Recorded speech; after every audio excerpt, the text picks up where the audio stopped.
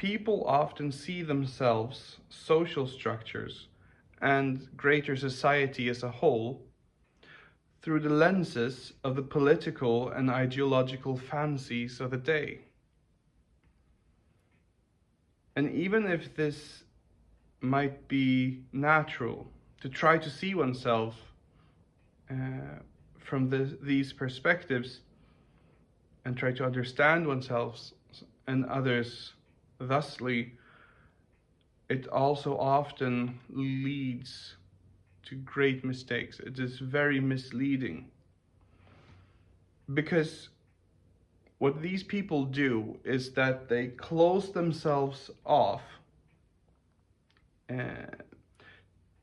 to understanding and seeing reality as it is, because they are now so invested subjectively in that their one view has to be true.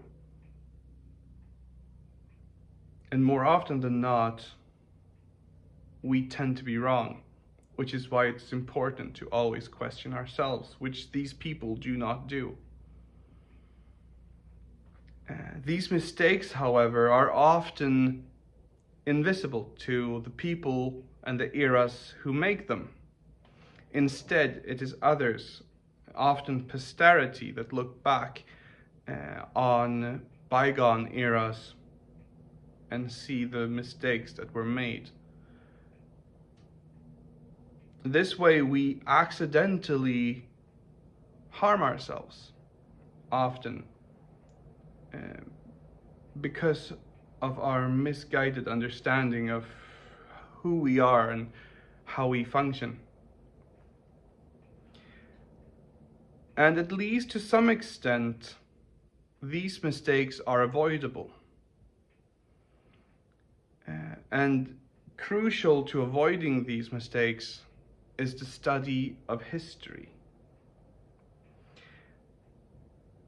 Because by not only studying the history of an era, place, or people, but rather study the history of humankind in large, we can actually start to see natural tendencies as well as outliers in behavior. We can start to see patterns that reflect human nature. These patterns transcend any one ideology, culture, time, or geographical position. And by studying these patterns philosophically and scientifically, we can start to help to structure our own lives, our families, anything from that to greater society as a whole, and can start to live in harmony with our own nature as human beings to an extent that I think is not otherwise possible. Something that hopefully makes us both happier and makes us feel more fulfilled.